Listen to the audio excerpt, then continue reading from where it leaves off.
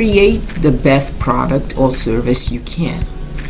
Now you have mastered your craft, and now you want to offer your service or your product to the world. For example, if you're an independent singer, now you need to make music and to share it with the crowd. If you're a writer, maybe you need to start writing your book and selling it on Amazon and market it. If you want to create piano lessons, you need to have a method that works.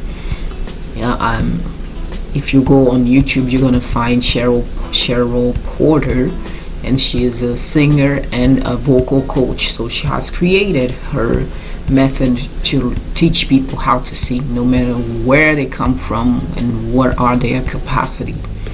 So that's what you need to do, and you pour your heart and soul and make sure that the product is good, because you genuinely want to help genuinely want to help people with those products. So they have to be really good.